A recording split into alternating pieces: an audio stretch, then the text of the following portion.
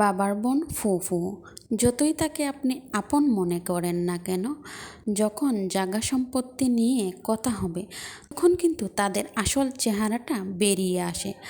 আসসালামু আলাইকুম, সবাই কেমন আছেন? আশা করি সবাই ভালো আছেন। আল্লাহ তাআলার রহমতে আমিও ভালো আছি। তো আমরা কাদেরকে রক্তের সম্পর্ক যাদের সাথে আছে, যেমন বাবার বোন, ফুফু, চাচা, এরাই হচ্ছে আমাদের রক্তের সম্পর্ক।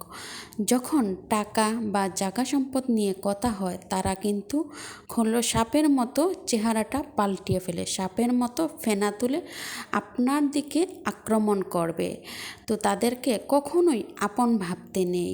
সারা জীবন আপনারটা খাবে, আপনারটা পড়বে, এবং যখন আপনার জায়গা সম্পদ বা টাকা পয়সা নিয়ে কথা হবে তখন মিনিটের ভিতরে কিভাবে তারা রূপটা পরিবর্তন করে, এটা আমি বাস্তবে যদি না দেখতে পারতাম তাহলে আমি কখনোই এটা বিশ্বাস করতে পারতাম না।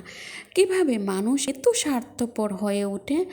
সারাটা জীবন ভালো মানুষের মুখোশ পড়েছিল, এখন যখন জায়গা সম্পত্তি নিয়ে কথা হয়েছে তখন তাদের চেহারাটা অটোমেটিকই পাল্টিয়ে ফেলছে।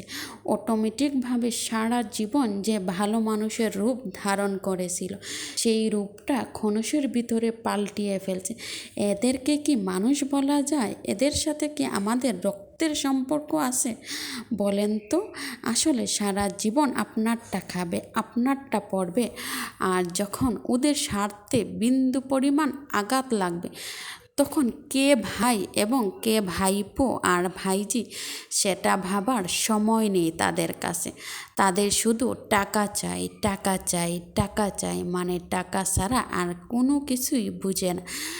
যখন মা বাবা ছিল না তখন এই ভাইটা আগলে রেখেছে, এই ভাইটা দেখাশোনা করেছে। যখন বোনের হাজব্যান্ড মারা গেছে তখন এই ভাই দেখাশোনা করেছে। এগুলা কীরকমভাবে মানুষ ভুলতে পারে? এদেরকে কি আদৌ মানুষ বলা যায়? আমার মতে তো এদেরকে মানুষ বলা যায় না। এখন এক কথা, পরবর্তীতে আবার এক কথা। শুধু ছেলে মেয়েদের দোহাই দেয়, বলে আমার ছেলে মেয়ে বলছে সম্পত্তি নেওয়ার জন্য।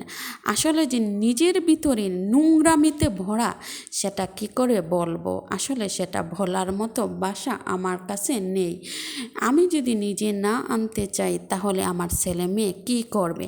আসলে আমার নিজের মন মানসিকতা যেই রকম, আমার ছেলে মেয়ে সেই রকমই হবে। যেই রকম আমি তাদেরকে শিক্ষা দেব, শিক্ষায় লালন পালন করব ছেলে মেয়েদের, ছেলে মেয়ে সেই রকমই আমাকেই শিক্ষা দেবে। আমার গর্বের ছেলে মেয়ে আমাকেই শিক্ষা দেবে। এটাই হচ্ছে বাস্তব।